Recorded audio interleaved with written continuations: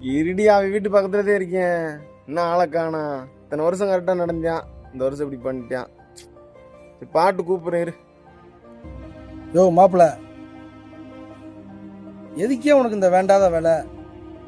என்னெல்லாம் பாரு, நானும் சீட்டு போட்டுக்கிட்டா இருக்கேன். நீயே எலக்ட்ரிஷியன் வேலை பார்த்துக்கிட்டு ஊருக்கு போய் வீட்டில எல்லாம் வயிறு எடுத்துக்கிட்டு குருவி சேர்த்த மாதிரி 5 மொத்தமாக சேர்த்து வைக்கிறேன்.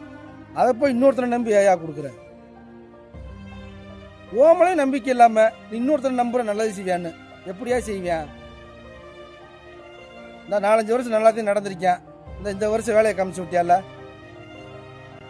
முதல் இருக்கிற காசை பேங்கில் போட்டு வை, இல்லை நம்ம வீட்லயாவது வையா, நமக்கு என்னைக்காவது ஆகும். இன்னொருத்தரை நம்பி தொலையாதீங்க. இப்படித்தான் நடுத்தரவில் நிற்கணும். ஆமா, நம்ம கையில இருந்தா செலவாயிருன்னு சொல்லிட்டு தான் தீபாவளிக்கு சீட்டு போட்டு வச்சோம். சரி, மொத்தமா கொடுப்பாங்க, குடும்பத்துக்கு செலவழிச்சுக்கலான்னு பார்த்தேன். இப்படி பண்ணுவான்னு எனக்கு என்னமா தெரியும்.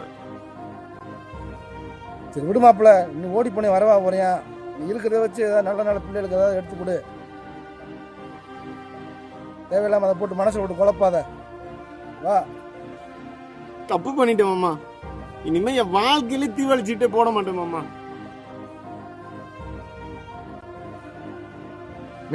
நானே ஆளக்கான தேடிட்டு பணம் வாங்கிட்டு அதை வாங்கிட்டேன். போன வைமா.